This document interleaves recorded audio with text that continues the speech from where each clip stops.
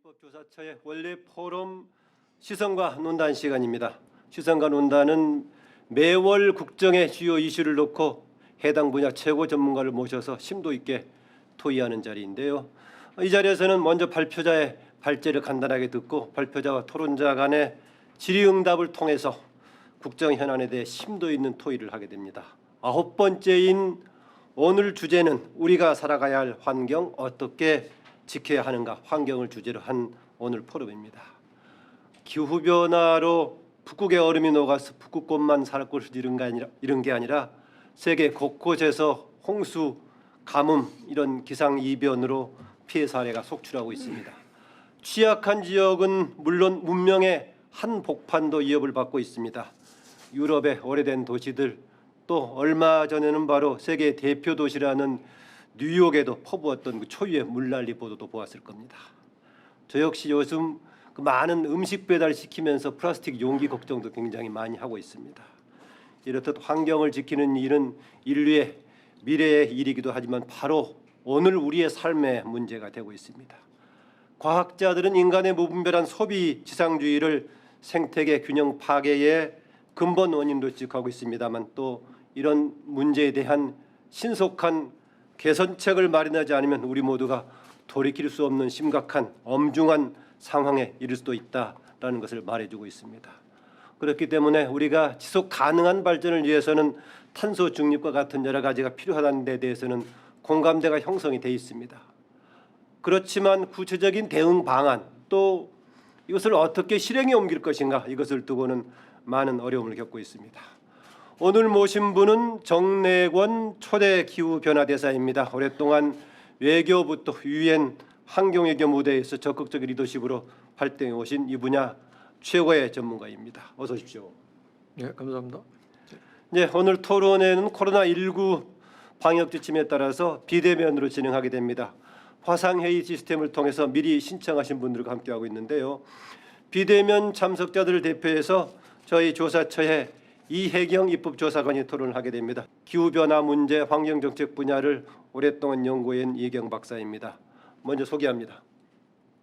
예, 그럼 먼저 초대 기후변화대사를 맡았던 정내권 대사 모두 발언을 듣고 오늘 포럼을 진행하도록 하겠습니다. 부탁합니다. 네, 감사합니다. 오늘 이렇게 우리 환경 어떻게 지킬 것인가라는 굉장히 중요한 주제를 다루는 시선과 논단에 초청해 주셔서 감사드리고요. 최근 들어서 이미 처장님이 말씀하셨듯이 탄소 중립을 포함해서 기후 변화에 대한 대응이 국제적으로 날로 강화되고 있는 상황입니다. 이런 상황에서 어떤 우리가 대처를 해야 되겠는가 한 데서 저는 조금 근본적인 문제부터 저희가 짚어야 되겠다 이런 생각을 하고 있습니다. 아까 소비지상주의가 문제다라고 생각하는 분들도 있다고 처장님 말씀하셨는데 사실은 저는 우리의 경제 시스템 자체로부터 환경 문제가 발생한다라고 우리가 해석을 해야 올바른 대처 방안이 나올 수 있다고 생각합니다. 이 경제 시스템을 더 구체적으로 얘기하면 사실은 자유시장, 프리마켓 시스템에 의해서 환경 문제가 발생하고 있다는 것이죠. 그 뜻은 무슨 뜻이냐면 자유시장이 나쁘다는 뜻이 아니고요. 현재의 시장 구조는 환경 비용과 사회적 비용 등 탄소의 가격 등을 시장 가격에 반영이 되지 않고 있습니다. 이게 시장이 탄소 가격을 반영하고 있지 않기 때문에 시장이 왜곡되고 있고 화석연료가 과다하게 사용되고 있는 게 현실입니다. 따라서 이러한 프리마켓을 소위 말하는 시장 원리 자유시장이죠. 이런 것을 어떻게 바꿔야 되느냐. 저는 서스테이너블한 마켓, 지속 가능한 시장으로 바꿔 나가야지만 우리 환경 문제가 해결될 수 있다 이렇게 생각합니다. 서스테이너블 마켓이란 말은 아마 제가 처음 쓰는 것 같은데요. 이 뜻은 뭐냐면 시장이라는 것은 단기적인 수요 공급의 균형을 맞추는데 초점을 맞춘다고 한다면 서스테이너블 마켓이라고 하는 것은 단기적인 균형이 아니라 장기적인 균형을 염두에 둔 환경 비용과 사회적 비용을 포함하는 마켓 프라이스에 환경 비용, 사회 비용이 반영된 시장을 저는 지속 가능한 시장이라고 봅니다. 그래서 저희가 환경 문제를 해결하기 위해서는 현재의 단기적인 생산량, GDP의 극대화를 추구하는 현재의 자유시장 시스템에서 장기적인 성장의 퀄리티, 질을 높이려고 하는 생태적인 질, 그다음에 사회적인 퀄리티를 높일 수 있는 그러한 지속 가능한 시장으로 전환이 되어야지만 가능하다는 환경을 지킬 수 있다 생각을 하고 있고요. 가장 근본적인 접근이다 생각을 하고 있고요. 그런 구체적인 그 정책 수단들은 뭐가 있겠느냐? 가장 근본적으로는 우선 탄소세라든지 영어로는 카본 프라이싱이라고 합니다만은 탄소 가격을 시장 가격에 반영하는 조치들, 배출권 거래 제도라든지 이러한 것들이 수반되지 않으면 궁극적으로 지속 가능한 마켓 시장 또는 지속 가능하면서 기후변화에 대응할 수 있는 시장이 어렵지 않겠는가 이런 생각이 들고요. 그다음에 두 번째로는 저희가 바꿔야 될 두 번째는 두 번째 가장 중요한 포인트는 저는 우리는 흔히 이렇게 생각합니다. 현재 우리가 살고 있는 삶의 방식, 그러니까 대형 자동차 마음대로 자가용 몰고 다니고 전기를 쓸 수 있는 대로 마음대로 쓰면서 그다음에 더 추가적인 비용도 지불하지 않으면서 현재 생활 방식 그대로를 유지하면서 기후변화도 대응하고 경제 성장도 하고 그다음에 고용 창출도 하고 하는 것을 저희가 기대하고 있는 것 같습니다. 그러한 전제하에 기후변화 대응을 어떻게 할 것인가 생각하는 것 같아요. 저는 이러한 그 전제와 우리의 기본적인 가정이 바뀌어야 된다고 생각합니다. 우리의 삶을 바꿀 용기가 있어야 되고요. 용의가 있어야 됩니다. 내가 이제는 자가용을 포기하고 동경에 가보시면 자가용 몰고 출근하는 사람이 거의 없죠. 이렇게 자가용 없는 세상, 그다음에 전기 가격을 저희가 아낄 수 있을 만큼 전기 가격을 더 올리는 세상을 내가 얼마든지 받아들이겠다라는 그러한 우리의 마음의 자세가 바뀌지 않으면서 기후변화에 대응하고 탄소 중립을 달성할 수 있겠다라고 생각하는 것 자체가 저희는 좀 그런 의식이 바뀌어야 되지 않겠는가 이런 생각이 들어가고요. 그다음에 세 번째로는요. 우리는 환경에 대한 문제를 굉장히 어떤 관점에서 보냐면 이 환경에 대한 보호나 이런 것들은 경제에 대한 비용이다, 부담이다라는 측면에서 보고 있습니다. 제가 볼 때는 그런 것이 굉장히 강한 것 같아요.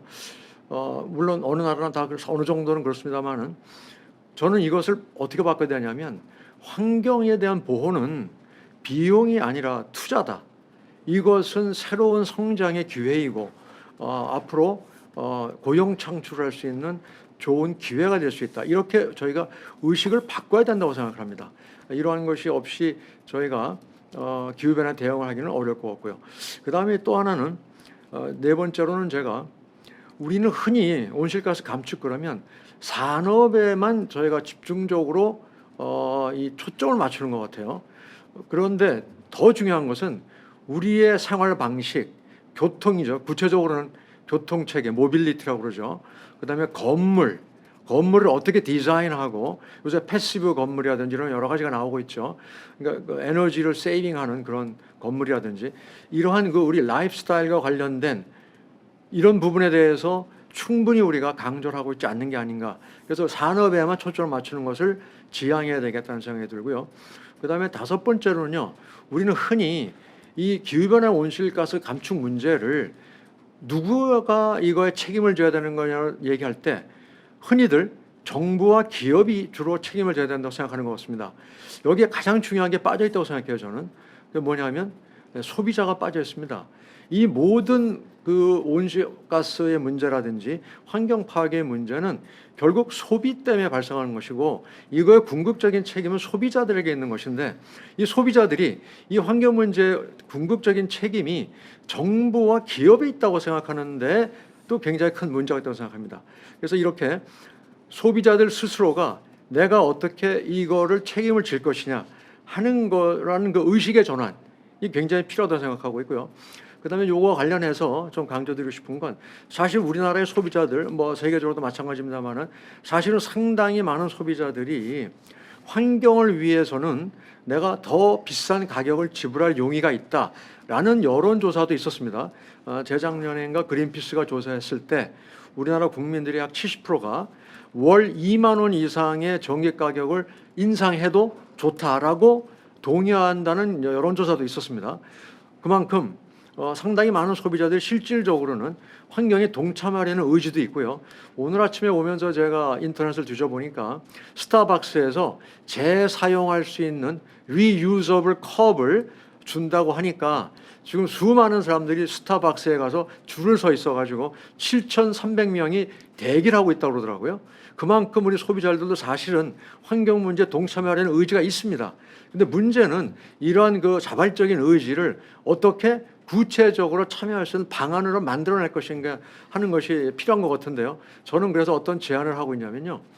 저희가 탄소세 같은 것을 당장 일괄적으로 도입할 수가 없습니다. 힘들어요. 전부 모든 사회에다 한꺼번에 도입하기는 어렵기 때문에요. 저는 어떤 생각을 하고 있냐면 자발적으로 전기 가격을 더 내고 싶다는 분들은 전기 가격을 더 낼 수 있는 자발적인 친재생 전기 가격 지불 제도라든지 이러한 자발적인 지속 가능 시장을 저희가 점차적으로 만들어 나가야 되지 않겠는가 이런 생각이 들고 있고요. 이런 사실 독일이라든지 유럽에서는 이미 이걸 시작하고 있죠. 그다음에 이제 이런 제가 아까 말씀드린 대로 탄소 가격을 반영해야 된다 이런 말씀을 드렸는데 이거 관련해서 구체적인 어떤 방안이 있겠느냐? 예, 제가 생각하는 특히 이 국회 입법조사처에서 검토할 수 있는 몇 가지 제가 구체적인 사례를 좀 가지고 왔는데요. 다른 것이 아니라 저는 우리나라의 사회 간접 자본 투자와 관련해서 우리나라의 예비 타당성 조사 법이 있습니다. 규정이 있고요. 예타라고 그러죠, 흔히. 요번에 그 GTX라는 거 관련해서 예비 타당성 검토를 했는데 뭐 A, B, C 중에 어디는 통과가 됐고 어디는 통과가 안 됐다 이런 것들이 신문에 많이 나오고 했지 않습니까? 그래서 많이 알고 계실 텐데요. 이 예비 타당성 조사에 우리나라는 아직도 이 탄소 가격을 반영을 하지 않고 있어요. 무슨 얘기냐 하면 GTX를 운영함으로 해서 자가용의 운행 숫자가 줄어들면 그만큼 CO2가 배출되는 것이 감축이 되기 때문에 GTX를 통해서 감축되는 CO2의 양을 돈으로 계산했을 때 얼마나 되는가 하는 것을 이 GTX의 수익 예비 타당성 조사에 반영을 한다면 상당히 많은 이러한 대중교통 체계가 적자가 아니라 흑자라고 계산이 나올 수 있다고 저는 생각을 합니다. 그래서 이렇게 많은 대중교통 체계가 보다 더 많이 확산돼야지 되지 않겠는가 이런 생각이 들고요. 그다음에 또 하나는 지하철이라든지 철도에 대해서 우리가 지금 계속 적자라고 그러면서 여기에 대한 투자를 지금 잘하지 않는 지금 상황을 제가 지금 당면하고 있습니다. 그래서 지하철을 저는 서울 시내에 자가용을 안 몰고 있는데요. 지하철을 주로 타고 다니는데 거기 가다 보면 써붙여 있습니다. 지하철이 적자이기 때문에 시설 정비에도 투자를 못하고 있다. 시민의 안전이 위협받고 있다. 이런 걸 제가 계속 보고 다니고 있습니다. 이걸 볼 때 저는 굉장히 안타까운 심정인데요. 왜 이러냐 하면 이런 지하철의 수익성을 계산할 때 여기에 뭐가 빠져 있냐면 지하철을 탐으로 해서 수천만 대의 자가용이 운행이 안 되고 있기 때문에 여기서부터 발생하는 이산화탄소의 감축량 을 톤당 29,000원입니다. 지금 우리나라 배출권 거래시장에서의 이산화탄소 배출 톤당 거래 가격이 약 29,000원인데요. 이거를 거기다가 더한다면 우리나라 지하철이 엄청난 흑자일 겁니다. 이거를 자꾸 적자라고 생각하는 것 자체가 좀 잘못되어 있다고 생각하고요. 그다음에 또 하나 이 기회를 통해서 제가 말씀드리고 싶은 건 지하철을 항상 타고 다니는 저로서는 우리나라 지하철 굉장히 잘 돼 있다고 흔히들 말씀합니다만은 우리나라 지하철에 굉장히 부족한 것이 에스컬레이터가 너무 부족합니다.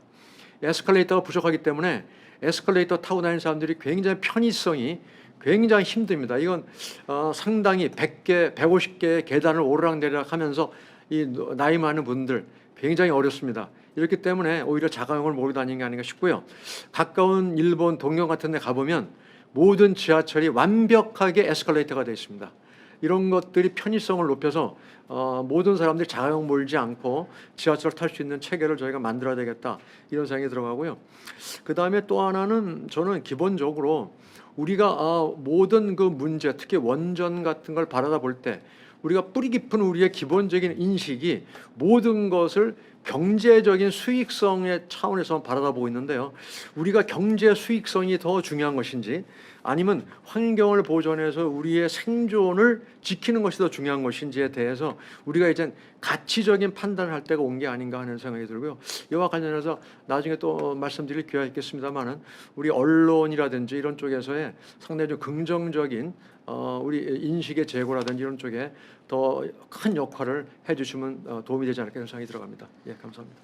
예, 고맙습니다. 짧은 시간에 여러 가지를 압축적으로 말씀해 주셨습니다. 가장 근본적으로는 현재 경제 시스템